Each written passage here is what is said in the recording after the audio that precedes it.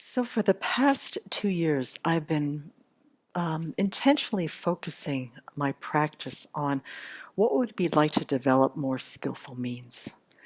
As a Dharma practitioner, from the very get go of meeting the Dharma, I've had a very strong inclination toward the method side of the path, much more reticence, lack of self confidence for the wisdom side of the path, and what it might look like and how best to cultivate it here in community and beyond. My sense is that there's a pretty steep learning curve to have the skillful means of a bodhisattva. And I have found in really looking at this that I've got an incredible amount of impatience. I want the results very, very quickly. And also, too, I'm sometimes hesitant to admit it, but I have quite a comparing mind that, they get to do that and I don't. They're better at that than I am. They chant better. They engage our guests in a more kindly way than I do, yada, yada, yada.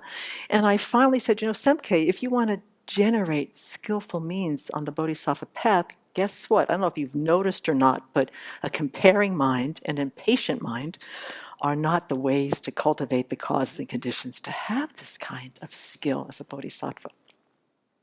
So recently in the Manjushri retreat, Venerable offered a short teaching point there was so much going on in that retreat that I just loved, but this particular point landed in regards to this thought about skillful means on the Bodhisattva path that really hit home in a way that I find really helpful. And I'm going to want to share some of my thoughts around that. And it wasn't a very big teaching point, but it made a big impact. And I don't have the actual story. I'm going to paraphrase it. And what the essence was of the story that she started this teaching point on was when she was in Singapore many years ago, living at a Chinese temple. There was a Chinese nun there who was basically taking care of all the aspects of this temple. Venerable lived in a small room there, and she was studying and teaching at a Dharma center in Singapore.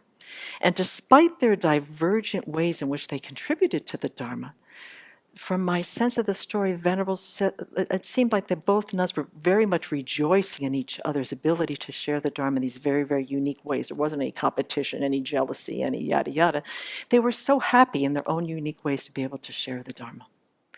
And then from there, Venerable kind of expanded on that and said that looking at our life and our karma, it is so much better to look at it in a much broader perspective and with a long-term view. That what is available to us is just not what we can do in this life, but there is much more when we hold on what we value over more than one life. She suggested that we look at life in terms of all the other different lifetimes that we've had, and we've had limitless ones, and that in each different lifetime we've done different things, which if we're going to become a Buddha, we need to have to create a diversity of karma, a diversity of skill, so that we can relate to all living beings, because there's so many different limitless circumstances in which we're going to meet sentient beings.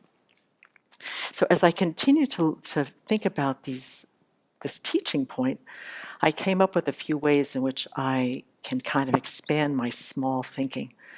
First of all, is if we're truly practicing the Bodhisattva path and using it for our inspiration, a major way in which they think, Bodhisattvas, is that they see everything they do in terms of bodhicitta, no matter what they're doing and no matter who they're meeting, which shows a great skillfulness and a great love, really connecting, using bodhicitta as sort of the driving force of all other interactions in the worlds and in the universes.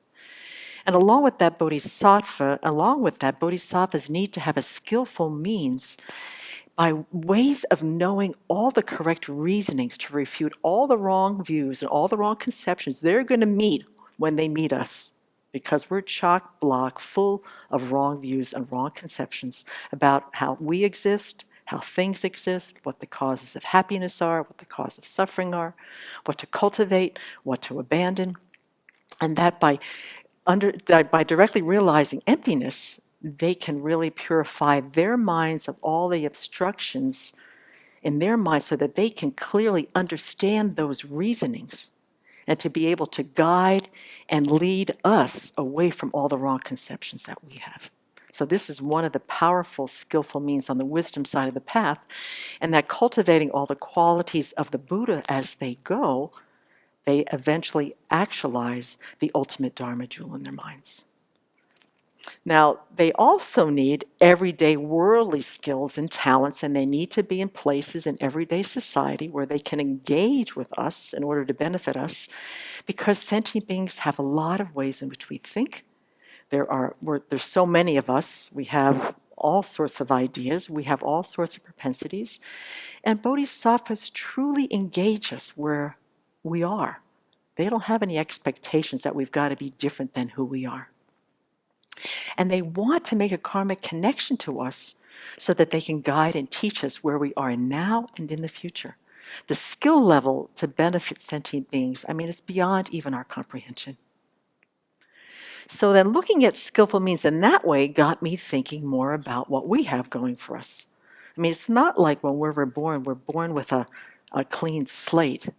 We come in with huge amounts of habituations, propensities, karmic seeds, dispositions, and although a lot of them are negative karmas that we've really got to set to task to purify, we also are born with a lot of wonderful virtuous karmic imprints and seeds as well that we can use to accumulate merit, progress on the path towards someday us also being able to attain this ultimate Dharma jewel in our minds. We have natural affinities, we have acquired skills and talents that we've always sort of been drawn to. We have inclinations that give us a focus on as we, endeavor to do different things. I look at our community, and this community has extraordinary, diverse, unique skills and talents. And if we look at them in a very limited scope, especially with a comparing mind, some days they look pretty mundane, they're pretty dissatisfying, they're pretty boring. But if we look at what we're good at and the opportunities to learn and train our minds and practice the Dharma, we can look at them as building a repertoire of a bodhisattva in training.